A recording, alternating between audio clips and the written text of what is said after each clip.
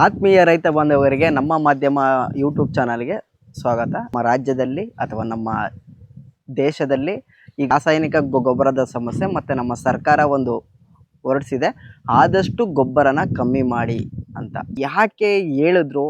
So ನಮ್ಮ ದೇಶದಲ್ಲಿ ಆಗ್ತಿರೋ ಸಮಸ್ಯೆಗಳೇನೋ ಅಂತ ಮಾತಾಡಲಿಕ್ಕೆ ನಾವು ಒಂದು ವಿಡಿಯೋ ಮಾಡ್ತಾ ಇದ್ದೀವಿ. ನನ್ನ ಸ್ನೇಹಿತರಾದ ಭರತ್ ಕುಮಾರ್ ಅವರು ಇದ್ದಾರೆ. ಸೊ ಈಗ ಅಡಿಕೆ ಪ್ಲಾಟಲ್ಲಿ ಇರೋದ್ರಿಂದ ಬೆಳೆಗಾರರಿಗೆ ಅದು ಯಾವ ಥರ ಎಫೆಕ್ಟ್ ಆಗುತ್ತೆ, ಸೊ ಅವರು ಯಾವ ಥರ ಅದನ್ನ ಸರಿಪಡಿಸ್ಕೋಬೇಕು ಸ್ವಲ್ಪ ಹೇಳಿ. ಈಗ ಎಲ್ಲರಿಗೂ ನಮಸ್ಕಾರ. ಈಗ ಗೊಬ್ಬರದ ಶಾರ್ಟೇಜ್ ಈ ವರ್ಷನೇ ಯಾಕೆ ಬಂತು ಅಂತ ನಾವು ಫಸ್ಟ್ ತಿಳ್ಕೊಬೇಕಾಗುತ್ತೆ. ಈ ಸಮಸ್ಯೆಗೆ ಕಾರಣ ಏನು? ಕಾರಣ ಏನು ಅಂದ್ರೆ, ನಮಗೆ ನಡೀತಿರೋ ಯುದ್ಧ, US, ಇಸ್ರೇಲ್ ಮತ್ತು ಇರಾನ್ ನಡುವೆ ನಡೀತಿರೋ ಯುದ್ಧದಿಂದ ನಮ್ಮಲ್ಲಿ ಏನಾಗಿದೆ, ಸ್ಟ್ರೈಟ್ ಆಫ್ ಹಾರ್ಮೋಸ್ ಅಂತ ಹೇಳ್ತೀವಿ. ಆ ಸ್ಟ್ರೈಟ್ ಇಂದನೇ ಎಲ್ಲ ನಮಗೆ ಪೆಟ್ರೋಲಿಯಂ ಗ್ಯಾಸ್ ಮತ್ತೆ ಗೊಬ್ಬರ ಬರ್ಬೇಕು ಇಂಡಿಯಾಕ್ಕೆ. ಅದು ಬ್ಲಾಕ್ ಆಗಿರೋದ್ರಿಂದ ಕಾರಣ, ಯುದ್ಧದ ಕಾರಣದಿಂದ ನಮಗೆ ಒಂದು 100 ರೂಪಾಯಿಗೆ 20% ಶಿಪ್ಪಿಂಗ್ ಕಾಸ್ಟ್ ಜಾಸ್ತಿ ಆಗಿದೆ. ಆಮೇಲೆ ರಾ ಮೆಟೀರಿಯಲ್ಸ್ ಬರೋದು ಸಂಖ್ಯೆನೂ ಸ್ವಲ್ಪ ಕಡಿಮೆ ಆಗಿದೆ. ಇದರಿಂದ ಗೊಬ್ಬರದ ರೇಟ್ ಜಾಸ್ತಿ ಆಗ್ತಾ ಇದೆ. ಇನ್ನೊಂದು, ಇಂಪೋರ್ಟ್ ಮಾಡ್ಲಿಕ್ಕೆ ಕಷ್ಟ ಆಗ್ತಿದೆ. ಯಾಕೆ ನಾವು ಗೊಬ್ಬರ ನಮ್ಮ ದೇಶದಲ್ಲಿ ತಯಾರು ಮಾಡಕ್ ಆಗ್ತಿಲ್ಲ ಅಂದ್ರೆ, ಗೊಬ್ಬರಕ್ಕೆ ಬೇಕಾದ ತುಂಬಾ ರಾ ಮೆಟೀರಿಯಲ್ಸ್ ಹೊರ ದೇಶದಿಂದ ಬರಬೇಕು. ಅದಕ್ಕೆ ನಮಗೆ ಸ್ವಲ್ಪ ಗೊಬ್ಬರದ ರೇಟು ಮತ್ತೆ ಗೊಬ್ಬರದ ಶಾರ್ಟೇಜ್ ಈ ವರ್ಷ ಕಾಣ್ತಾ ಇದೆ. ಆಲ್ರೆಡಿ ಈಗ ಶಾರ್ಟೇಜ್ ಆಗ್ತಾ ಇದೆ. ಸೊ ನಾವು ಯಾವ್ಯಾವ ದೇಶದ ಮೇಲೆ ಡಿಪೆಂಡ್ ಆಗಿದ್ವಿ, ಸೊ ಆ ದೇಶದಲ್ಲಿ ಏನಾಗ್ತಿದೆ ಅಂದರೆ ಯುದ್ಧಗಳಾಗ್ತಿದೆ. ಈ ಎಕ್ಸಾಂಪಲ್ ಇಸ್ರೇಲ್ ಇರಾನ್ ಮೇಲೆ ಅಟ್ಯಾಕ್ ಮಾಡ್ತಿದ್ದೆ, US ಇರಾನ್ ಮೇಲೆ ಅಟ್ಯಾಕ್ ಮಾಡ್ತಿದೆ. ಸೊ ಬೇರೆ ಬೇರೆ ಕಂಟ್ರಿಗಳು ಅಂದರೆ ಮಿತ್ರ ರಾಷ್ಟ್ರಗಳ ಮೇಲೆ ಅಟ್ಯಾಕ್ ಮಾಡ್ತಿದೆ. ಸೊ ಅಲ್ಲಿರೋ ಬಂದರು ಏನಾಗಿದೆ, ಈಗ ಬಂದ್ ಆಗಿದೆ. ಸೊ ಆ ಕಾರಣಕ್ಕೆ ನಮಗೆ ಇದು ಏನೋ ನಮಗೆ ರಾ ಮೆಟೀರಿಯಲ್ಸ್ ಆಗಿರ್ಬೋದು ಅಥವಾ ಗೊಬ್ಬರಗಳು ಆಗಿರ್ಬೋದು, ಸೊ ಕಮ್ಮಿ ಆಗ್ತಿದೆ. ಸೊ ಈಗ ನಮ್ಮ ರೈತರು ಯಾವ ಥರ ಎಚ್ಚೆತ್ಕೋಬೇಕು ಅಂದರೆ ಸಾಯಿಲ್ ಅಪ್ಲಿಕೇಶನ್ ಏನು ಮಾಡಬೇಕು ಅಂತ.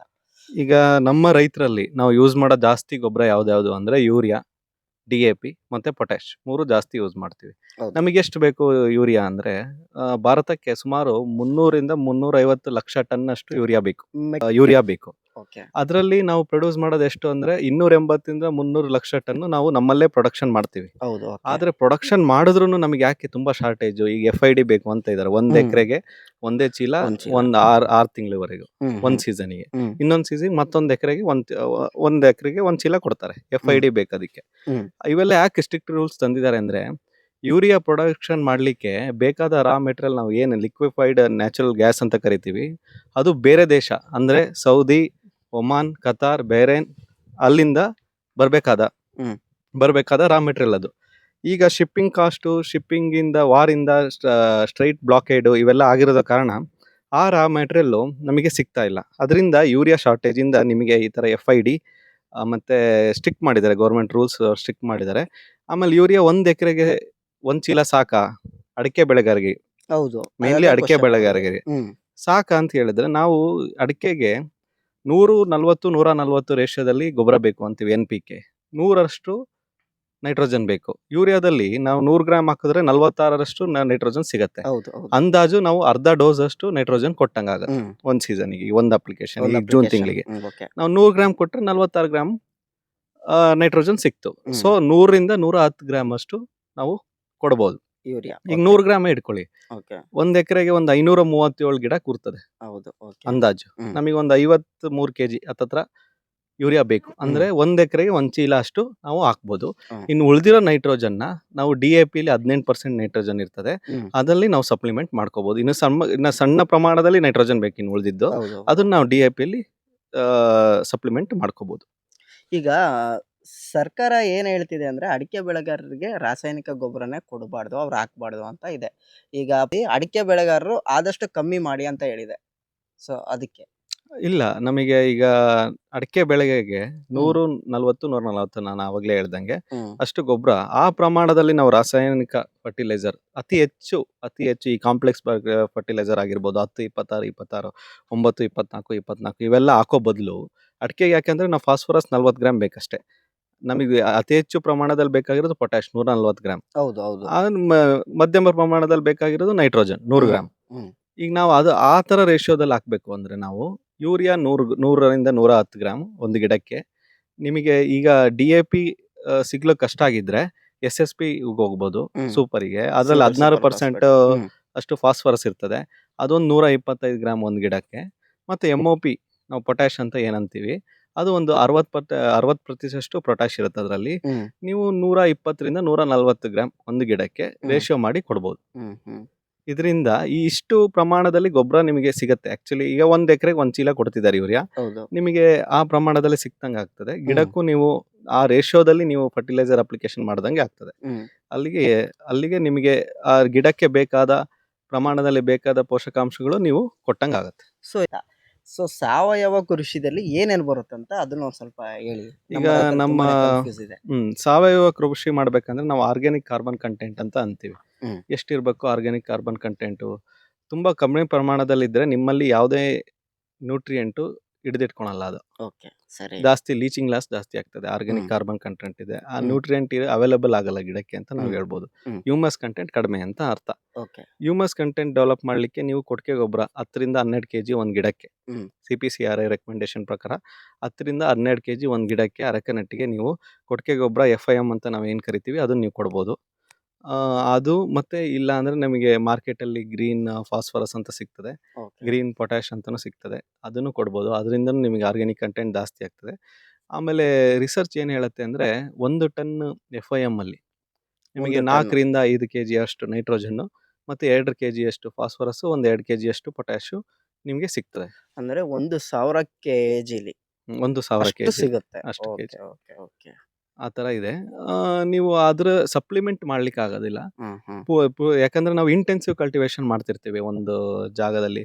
ಈಗ 537 ಅಡಿಕೆ ಗಿಡ ಕೂತಾಗ ನಮಗೆ ಈಗ ನಾವು ಹಾಕಿದ್ದಕ್ಕೆ ಹೆಚ್ಚಿನ ಇಳುವರಿ ಪಡಿಬೇಕು ಅಂದಾಗ ನೀವು ಸ್ವಲ್ಪ ಪ್ರಮಾಣದಲ್ಲಿ ಈಗ 140, 140 ಆ ರೇಷಿಯೋದಲ್ಲಿ ಇರೋ ಗೊಬ್ಬರ, ಅಷ್ಟು ಬೇಕಾದ ಗೊಬ್ಬರ ಕಾಂಬಿನೇಷನ್ ನಾವು ಮಾಡ್ಕೊಂಡು ನೀವು ಕೊಟ್ಟರೆ ನೀವು ಅತಿ ಹೆಚ್ಚು ಇಳುವರಿಯನ್ನು ಪಡಿಬೋದು. ನಾನು ಯೂರಿಯಾ ಬಗ್ಗೆ ಅಷ್ಟೇ ಹೇಳಿದೆ. DAP ಒಂದು ಶಾರ್ಟೇಜ್ ಇದೆ ಈಗ. DAP ಇಲ್ಲಿ ನಮಗೆ ಈ ವರ್ಷಕ್ಕೆ ನಮ್ಮ ಭಾರತ ದೇಶಕ್ಕೆ ಒಂದು 100 ಲಕ್ಷ ಟನ್ ಅಷ್ಟು DAP ಬೇಕು. 100ರಿಂದ 120 ಕರೆಕ್ಟ್. ಅದರಲ್ಲಿ ನಮಗೆ ನಾವು ಡೊಮೆಸ್ಟಿಕಲಿ ನಾವು ಪ್ರೊಡ್ಯೂಸ್ ಮಾಡೋದು ಎಷ್ಟು ಅಂದರೆ 40ರಿಂದ 50 ಲಕ್ಷ ಟನ್ ಅಷ್ಟು ಪ್ರೊಡಕ್ಷನ್ ಮಾಡ್ತೀವಿ. ಇನ್ನು ಉಳಿದಿದ್ದೆಲ್ಲ ನಾವು ಇಂಪೋರ್ಟ್ ಮಾಡ್ಕೊಂತೀವಿ. ಯಾವ್ಯಾವ ದೇಶ ಅಂದರೆ ಚೈನಾ, ರಷ್ಯಾ, ಮೊರಕ್ಕೋ, ಮತ್ತೆ ಸೌದಿ, ಈಜಿಪ್ಟ್, ಅದರಿಂದೆಲ್ಲ ನಾವು ಇಂಪೋರ್ಟ್ ಮಾಡ್ಕೊಂತೀವಿ. ಈಗ ಶಿಪ್ಪಿಂಗ್ ಕಾಸ್ಟ್ ಜಾಸ್ತಿ ಆಗಿ ವಾರಿಂದ 20% ಶಿಪ್ಪಿಂಗ್ ಕಾಸ್ಟ್ ಜಾಸ್ತಿ ಆಗಿರೋದ್ರಿಂದ ನಿಮಗೆ DAP ಇಲ್ಲೂ ಸ್ವಲ್ಪ ರೇಟ್ ಹೈಕ್ ಆಗಿದೆ. ಇದರಿಂದ ನೀವು DAP ಸಿಗಲೇ ಸ್ವಲ್ಪ ಕಷ್ಟ ಆಗಿದೆ. ಬಟ್ DAP ಬದಲು ನೀವು ಸೂಪರ್ SSPನ ಯೂಸ್ ಮಾಡ್ಬೋದು ಅಲ್ವಾ? ನಮ್ಮ ರೈತರಿಗೆ ಏನಾದರೂ ಹೊರೆ ಆಗುತ್ತಾ? ಅಂದರೆ ಹೊರೆ ಆಗುತ್ತೆ ಅನ್ನೋದು 100% ಈಗ ಆಲ್ರೆಡಿ ಗೊತ್ತಾಯಿತು. ಆಲ್ರೆಡಿ 2 ವಾರದಿಂದ ಅದೇ ನ್ಯೂಸಲ್ಲಿದೆ.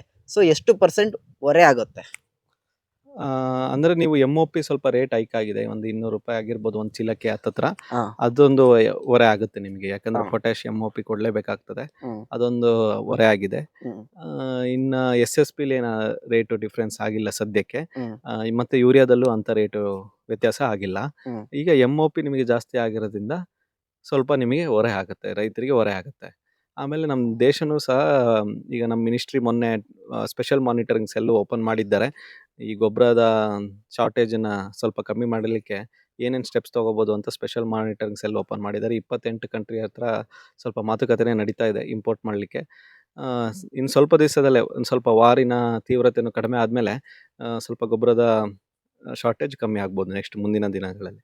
ಆದಷ್ಟು ರೈತರು ಈಗ ಹಿತವಾಗಿ ಬಳಸಿ ಮಿತವಾಗಿ ಬಳಸಿ ಅಂತೀವಲ್ಲ, ಸೊ ಗೊಬ್ಬರ ಬಳಸೋದನ್ನ ಆದಷ್ಟು ಕಮ್ಮಿ ಮಾಡಿ ಇರ್ರೆಸ್ಪೆಕ್ಟ್ಫುಲ್ ಆಗಿ ಆದಷ್ಟು ನಿಮ್ಮ ಸಾಯಿಲ್ ಕಂಡೀಷನ್ಗೆ ತಕ್ಕನಂಗೆ ಅಥವಾ ನಿಮಗೆ ಯಾವ ಗೊಬ್ಬರ ಕೊಡಬೇಕು ಅನ್ನೋದು ನಮ್ಮ ದೇಶದಲ್ಲಿ ಆಲ್ರೆಡಿ 96% ಜನಕ್ಕೆ ಯಾವ ಗೊಬ್ಬರ ನಮ್ಮ ಮಣ್ಣಿಗೆ ಸೂಟಬಲ್ ಅನ್ನೋದು ಫಸ್ಟ್ ಆಫ್ ಆಲ್ ಗೊತ್ತಿಲ್ಲ.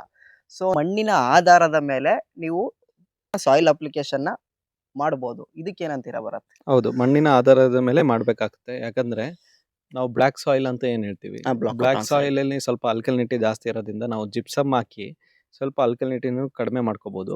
ಮತ್ತು ಆಲ್ಕಲಿನಿಟಿ ಜಾಸ್ತಿ ಇರೋ ಕಡೆ ನಾವು ಆಲ್ಕಲಿನಿಟಿ ಕ್ರಿಯೇಟ್ ಮಾಡೋ ಗೊಬ್ಬರಗಳಿದ್ದಾವೆ. ಎಕ್ಸಾಂಪಲ್ DAP, ಫಾಸ್ಫರಸ್ ರಿಚ್ 10, 26, 26 ಇವೆಲ್ಲ ಫಾಸ್ಫರಸ್ ರಿಚ್ ಗೊಬ್ಬರಗಳು. ಇದನ್ನು ಸ್ವಲ್ಪ ಕಮ್ಮಿ ಪ್ರಮಾಣದಲ್ಲಿ ಯೂಸ್ ಮಾಡಬೇಕಾಗತ್ತೆ. ಅಂದರೆ ಎಷ್ಟು ರೆಕಮೆಂಡೆಡ್ ರೇಷಿಯೋ ಇದೆ ಆ ಪ್ರಮಾಣದಲ್ಲಿ ಯೂಸ್ ಮಾಡಬೇಕಾಗತ್ತೆ. ರೆಡ್ ಸಾಯಿಲ್ ಅಂತ ಹೇಳ್ತೀವಿ. ರೆಡ್ ಸಾಯಿಲಲ್ಲಿ ಏನಾಗುತ್ತೆ, ಹೈಯೆಸ್ಟ್ ಲೀಚಿಂಗ್ ಲಾಸ್ ಆಗೋದು ಬೋರಾನು, ಮತ್ತು ಬೋರಾನಿಂದ ಲೀಚಿಂಗ್ ಲಾಸ್ ಆಗ್ತದೆ. ನೀವು ಬೋರಾಕ್ಸ್ ಹಾಕೋಬೇಕಾಗತ್ತೆ. ಇಲ್ಲ ಅಂದರೆ ನಿಮಗೆ ಕಾಯಲ್ಲಿ ಸ್ಪ್ಲಿಟ್ ಕಾಣ್ತದೆ. ಒಂಡಡ್ಕ ಅಂತ ಹೌದೌದು ಹೇಳ್ತೀವಿ, ಅದು ಕಾಣ್ತದೆ. ಅದಕ್ಕೆ ಈಗ ಮಣ್ಣಿನ ಗುಣಧರ್ಮ, ಈಗ ನೀವು ಎರೆಮಣ್ಣಲ್ಲಿ ಸ್ವಲ್ಪ ಫಾಸ್ಫರಸ್ ರಿಚ್ ಸಾಯಿಲ್ ಇರೋದ್ರಿಂದ ಜಿಂಕು ಫಾಸ್ಫರಸ್ ಜೊತೆ ಸ್ವಲ್ಪ ಬೈಂಡ್ ಆಗಿ ನಿಮಗೆ ಕ್ರಾಸ್ ಕಣ್ಣು, ಹೌದೌದು. ಆಮೇಲೆ ತಲೆ ಬಾಗೋದು, ಆ ಥರ ಎಲ್ಲ ನಿಮಗೆ ಸ್ವಲ್ಪ ಸಮಸ್ಯೆಗಳು ಕಾಣುತ್ತೆ. ಮಲೆನಾಡಲ್ಲಿ ನಿಮಗೆ ಬೋರಾನ್ ಅನ್ನೋದು ಒಂದು ಹೈಯೆಸ್ಟ್ ಲೀಚಿಂಗ್ ಎಲಿಮೆಂಟ್. ಅದು ಲೀಚಿಂಗ್ ಕಾರಣ ಬೋರಾನ್, ಈಗ ಮಲೆನಾಡಲ್ಲಿ ನಮಗೆ ಸ್ವಲ್ಪ ಕಾಯಿ ಉದುರೋದು, ಹೌದೌದು. ಒಂಡಡ್ಕ ಆಗೋದು, ಹ್ಮ್. ಕಾಯಿ ಸ್ಪ್ಲಿಟ್ಟಿಂಗ್ ಅಂತ ಇರ್ತೀವಿ, ನಟ್ ಸ್ಪ್ಲಿಟ್ಟಿಂಗ್ ಆಗೋದು, ಆ ಥರ ಎಲ್ಲ ಸಮಸ್ಯೆ ಕಾಣುತ್ತೆ. ಅದಕ್ಕೆ ಮಣ್ಣಿನ ಗುಣಧರ್ಮ ಮೇಲೆ ನೀವು ಪೋಷಕಾಂಶಗಳ ನಿರ್ವಹಣೆಯನ್ನು ಮಾಡಬೇಕಾಗತ್ತೆ. ಸೊ ಮಣ್ಣಿನ ಗುಣಧರ್ಮದ ಪ್ರಕಾರ ಮಾಡೋದಾದ್ರೆ ನಮಗೆ ಆದಷ್ಟು ನಮಗೆ ಏನಪ್ಪಾ ಅಂದ್ರೆ ವರ್ಕೌಟ್ ಆಗುತ್ತೆ, ಕಾಸ್ಟ್ ವರ್ಕೌಟ್ನ ಉಳಿಸ್ಬೋದು. ಯಾಕಂದ್ರೆ ರೈತರು ಯಾವ ತರ ಅಂದ್ರೆ ಮಣ್ಣಲ್ಲಿ ಯಥೇಚ್ಛವಾಗಿ ಇರುತ್ತೆ. ಫಾರ್ ಎಕ್ಸಾಂಪಲ್ ಯಾವುದೋ ನೈಟ್ರೋಜನ್ DAP ಯಥೇಚ್ಛ ಇರುತ್ತೆ, ಬಟ್ ಆದ್ರೂ ಅವ್ರು ಏನ್ ಮಾಡ್ತಾರೆ, ವರ್ಷದಿಂದ ವರ್ಷಕ್ಕೆ ಅಷ್ಟೇ ಕೊಡ್ತಾ ಬರ್ತಾರೆ. ಈಗ ನಮ್ಮ ಮಣ್ಣಲ್ಲಿ ಎಷ್ಟು ಪೋಷಕಾಂಶಗಳು ಇದೆ ಅಂತ ಗೊತ್ತಾಗ್ಬೇಕಂದ್ರೆ ನಾವು ಮೊದಲು ಒಂದು ಮಣ್ಣಿನ ಪರೀಕ್ಷೆ ಮಾಡಿಸ್ಬೇಕಾಗತ್ತೆ. ನೀವು ಎಲ್ಲೇ ಕೃಷಿ ಇಲಾಖೆದಲ್ಲಿ ಮಾಡಿಸ್ಬೋದು. ಆಮೇಲೆ ಬಯೋಸೆಂಟರ್ ಅಂತ ಹಾರ್ಟಿಕಲ್ಚರ್ ಡಿಪಾರ್ಟ್ಮೆಂಟಿಂದ ಬಯೋಸೆಂಟರ್ಗಳಿದ್ದಾವೆ, ಅಲ್ಲಿ ಸಾಯಿಲ್ ಟೆಸ್ಟಿಂಗ್ ಲ್ಯಾಬ್ಸ್ ಇದೆ, ಅಲ್ಲಿಗೆ ನೀವು ಮಾಡಿಸ್ಬೋದು.